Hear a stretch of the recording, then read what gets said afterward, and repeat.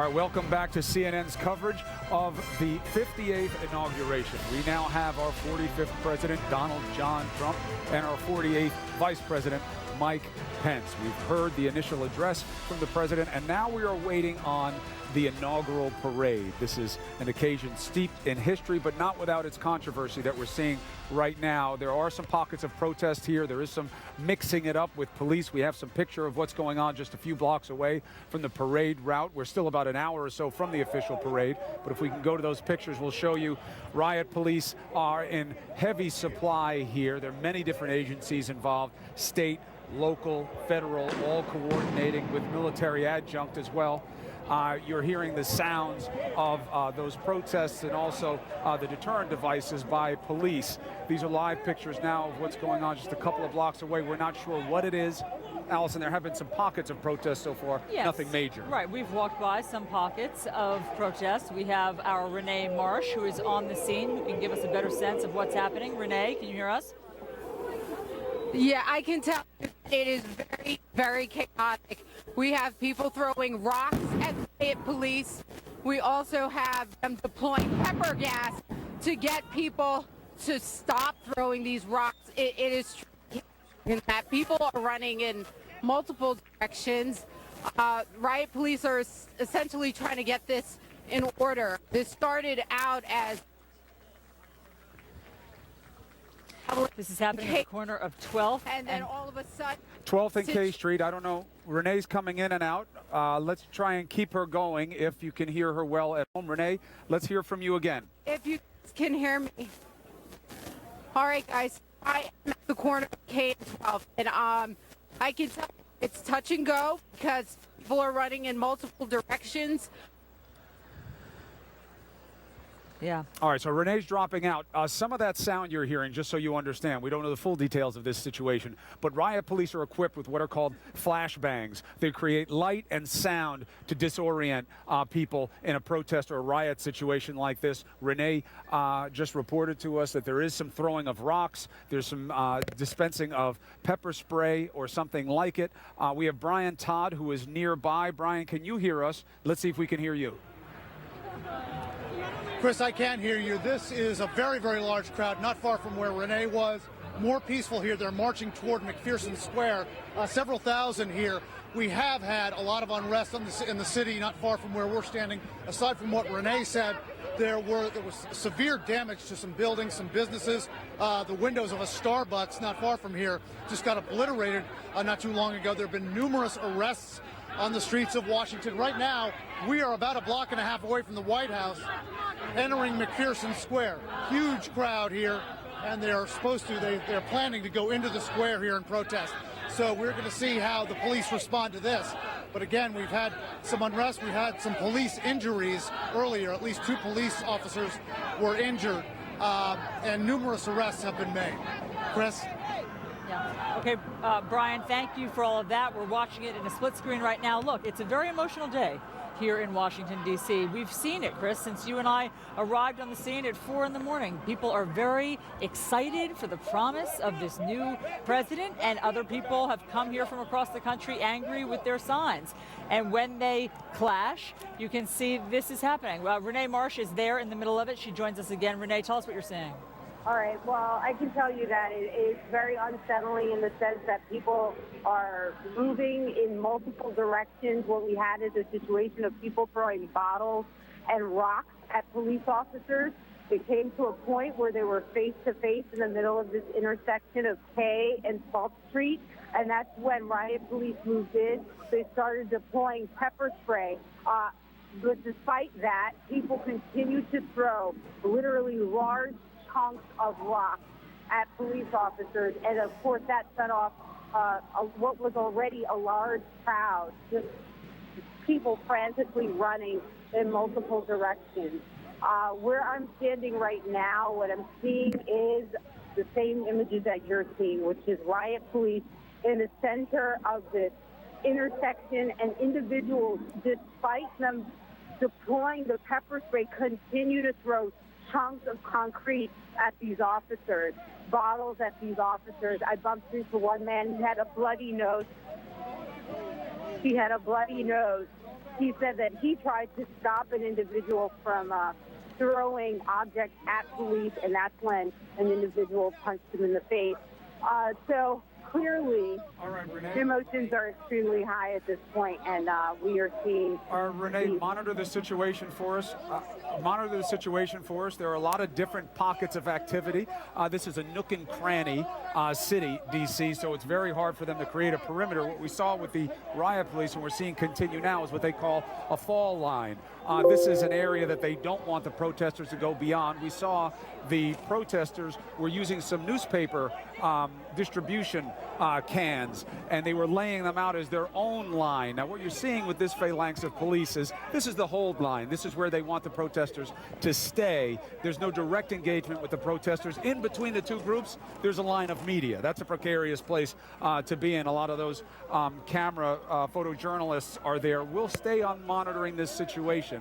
But as long as it stays like this, we won't dwell on it too long until there's something to report. And that's the point. We don't want this to eclipse the excitement of all of the people who have come here for Mr. Trump's inauguration. You know, obviously people came here to exercise their First Amendment rights, but when it turns violent, that's a different situation. Then it's a crime. A protest is protected. Yes, a riot is criminal. violent. So, Right. David Gregory, you're here with Chris and me. So can you put this into perspective for us in terms of inaugurations past? Well, there's always going to be protests, and we're going to see big protests here over the weekend opposed to now President Trump. It's hard to tell from this vantage point what this is. It could be people who just want to make trouble. It seems to be a lot more cops and media than there are protesters based on the images so far. Certainly what I've seen in walking around are not a lot of protesters. There are pockets. There's a lot of excited people here, people who are excited. Again, you look at images of the tear gas that can belie that, and again, we're going to have to hold these two images. That's only a few blocks from where we are right now, but where we are along the parade route, there's an extremely peaceful and excited group of people who are here to see the parade. And also, that could also just be a deterrent device that they have. If it were tear gas, I can promise you those people wouldn't be staying where the cloud is. They'd be dispersing. So we just lost our live picture from there. We'll get back to it when we can. Now remember, one of the reasons we're showing you it is the main event hasn't started yet. The inaugural parade and its mile-and-a-half expanse is going to take place just behind us, and it starts in about an hour from now. And as we've traveled around the city, there are pockets of protesters here. As David said, it's hard to get a specific number of this. The police are holding their line. But overwhelmingly, you have people here who are celebrating our new president. Oh, everywhere we've gone, Chris. I mean, you and I have been in coffee shops. We've been on the street most of the morning. We've been traversing this city, and people have come up to us to tell us how excited they are, to tell us how they've come from all over the country, how they've come with their parents. So this, again, is just horribly unfortunate that something is turning violent. It didn't have to. Obviously, there are people here for the march tomorrow, but they were here, they said, to just exercise their First Amendment rights. So this is unfortunate. But where we are, yes, David? I would just say, let's also point out, I mean, as you have, I've covered protests around the globe at big globalization events, at big summits. You've got people who come into these crowds, too, who are really there to make trouble. If you had a chance to talk to them, I don't know that they would have a coherent agenda against the new president of the United States. They may want to just get this kind of attention. So it's very difficult to really capture what we've got here, but it is kind of juxtaposed alongside a lot of excitement that's along the parade. Right, and so where we are, there's people lining the streets very peacefully. These are anti-war protesters, it looks like. No allegiance to deadly force. Yeah, behind us, if you can hear the ambient noise, there's a little bit of a protest marching through behind us, but there's not making any trouble. And just to introduce you to what you're seeing, if you're just turning on your screen right now, we're looking at one of the pockets of protests that have come here as we're awaiting the commencement of the official inaugural parade. You're seeing smoke clouds from deterrent devices that are being launched by the riot police that are lined up. We have some protesters behind us who are chanting as they walk by us here on the inaugural parade route. We're not sure what the protest situation is that's on your screen right now. There are some people there. How many? We're not sure. There has been a use from our reporters on the scene of pepper spray. Again, you're seeing those smoke clouds, which are part of the deterrent to move the line of protesters back. There's a huge line of media there as well. But thus far, what you're seeing on the screen has been the extent in the context of some 90 arrests that have taken place in D.C. so far. Renee Marsh is in the middle of this, and she can give us better perspective of what she's seeing there on the ground. Renee? Yeah, guys, you know what? Despite them deploying the pepper spray, which we just experienced seconds ago, and despite, all of the riot police here, they continue to throw large chunks of rocks. And so this standoff is continuing, where you have individuals who are essentially attacking police here. They are throwing large pieces of concrete at the and it's causing just a frantic situation here in which people are running and knocking people over, and it's a lot of disorder here. They clearly do not have this situation under control at the intersection of K and 12th Street. Renee, do you have any idea of the numbers involved, of how many people are on the protest side, how many media are between them and the police? Can you give us some numbers?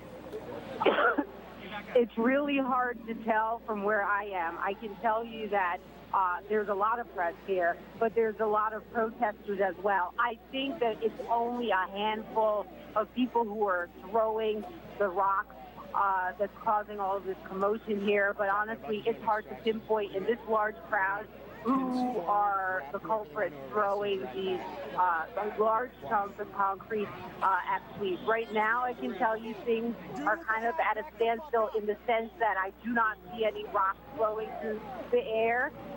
Riot police are standing with their shields up. They're telling us to move back a bit, but still nothing settled. It's still unsettling in the sense that people are just on edge. Yeah. The police have been prepared for this. They knew that there would be protests. They have been planning, obviously, for this inauguration for months. So they are obviously using their training here. Brian Todd is also now on the scene. Brian, what can you tell us from your vantage point? Well, the police are rushing this group of protesters right here. A flashbang just went off. Bricks and rocks being thrown right here at the police. They have just rushed down 12th Street trying to knock some of these protesters down that way. They've just fired flashbang rounds. They are moving toward these protesters right here, many of whom have been throwing rocks and bricks. We just saw it. We just saw one gentleman who was down on the ground injured. Some people helped him up. He said he got sucker punched. He was dazed and was helped down the street a little bit. But you might have just seen it as we were coming on. There was a flashbang round being fired, and these riot police have just driven a wedge in the protesters, driven some of them down K Street that way, some of them this way. And as you can see, there's a very tense standoff going on here between the protesters here, protesters on the other side, and the police.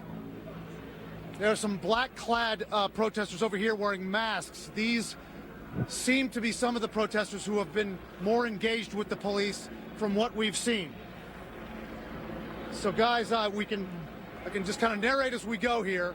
The police, come on over here, John, if you can. Just come on over here with me if you can. Photojournalist John Benna and I are going to move a little bit closer if we can here. Protesters are starting to move a little bit closer as well. If you guys can still hear me, we're going to see what happens in this standoff right here. Okay, yeah. Yeah, okay, so the police are now kind of strengthening their line over here, kind of shoring up their line here. And we just saw a bunch of police run down 12th Street that way. I'm going to try to move toward the corner. John, why don't you come with me over here? Because we want to try to see where some of the protesters and police moved down 12th Street to the south. But we have to be ready to move ourselves if there's going to be another confrontation here. We had numerous arrests earlier today. We had a couple of police officers injured. Sorry, guys, back to you then. All right, Brian, you keep monitoring the situation, but stay safe, especially with that pepper spray in the air. We heard Renee coughing from that before. That'll stay with you if it hits you for a while, as we both know. Let us know when to come back to you. We just want to let you know that voice you hear, that voice of God, is what it sounds like. It's the inaugural committee here giving people warning information and what to do if there's any problem here today, and some safety cues. They're getting ready for the overall inaugural parade. Just behind us, the different rows of military escort that are lining the avenue here as we get ready for the parade in about 45 minutes. But we should also say that it couldn't be a more stark contrast to what we're seeing on the left side of our screen and here, where it's very peaceful. There are hundreds of thousands of people, it seems, who have come out. They're lining the streets. They're waiting for the parade. They're waiting for the new president to go by. Everyone is very calm. It's orderly on this side. So at K and 12th, you can see what's unfolding, but that's a pocket. And what we've seen is by far peaceful and, for the most part, excited. And if we both lean out for a second, you can see the depth of all the people behind us. It goes all the way down the avenue already, still some 45 minutes away. Jim Sciutto, you're out there on the parade route. What do you know?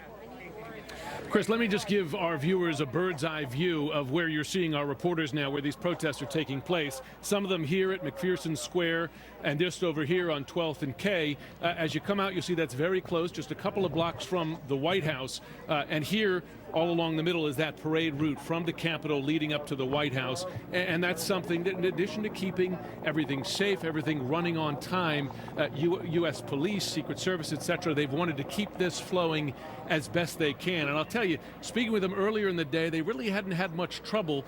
Now you're seeing something very different. And I just want to add one more detail, if I can, Chris. This area here that you see in red and yellow, these are the restricted areas of the downtown part of the Capitol here. No vehicles. Part of the intention of all that has been to keep things flowing, but of course people have been allowed to come in, and a lot of these protesters, know early on their focus was trying to go after some of these security checkpoints, and now focusing on the route of the parade. Okay, Jim, thank you very much for that vantage point. We want to bring in now Jonathan Wackrow. He is a CNN law enforcement analyst, as well as a former Secret Service officer. Jonathan, can you hear us? I sure can. How are you today? Okay, it's so good to have you. We know that you're also a former inaugural parade coordinator, so you know everything that's going on. Obviously, police prepare for protests, but they never can know exactly what they'll confront. What do you see unfolding here? Absolutely. So just take a step back. The Secret Service has been coordinating with their law enforcement partners for an awful long time for this very moment. Whenever you have civil disobedience issues like we're seeing on screen right now, these are dynamic and rapidly evolving events. But law enforcement, as you see, is very systematic in the way that they're approaching this. They're trying to push these protesters away from the parade route. To Jim's point just a little while ago, it seems like they're at the border of some of these critical areas. Law enforcement's going to want to systematically push them away and disperse those protesters out. When it comes to the security techniques that we're seeing in play, the loud sounds, we call them flashbangs. Give us a sense of what are the different tools that the riot police will use and at what different points? Well, listen, first of all, the very first thing they're going to do is they're going to give the verbal commands for the crowd to disperse. Let them know that, the law enforcement presence is here, that they're violating certain, ordinances, that once they become, combative, like we're seeing right now, once violence ensues, the police have to shift into a different type of methodology. They need to start holding their lines. It basically becomes first a defensive posture, and then they need to start moving on the offense to disperse those crowds out. Chris, your question was around the use of flashbangs. What that is supposed to do is again, it's a diversionary tactic that's used by police to start dispersing the crowd out. Listen, these protesters had one leg up on the police because they basically came into the situation organized. Police now come in, they have to build a defense, and as you see, listen, as we're seeing right now, they want to disperse that crowd out, they want to push them back. We're seeing flashbangs, we're seeing smoke being utilized. This is a standard police tactic in dealing with civil disobedience, and this is something that has been planned for this inauguration for years. All right, so let's Let's hold it right there. We'll keep monitoring this situation, the security situation in and around the inaugural parade. We're still about 40 minutes away from the official start of the parade. Let's take a break right now. When we come back, we'll give you more of the detail of what's going to be this next historic phase of the inauguration of Donald Trump. Stay with us.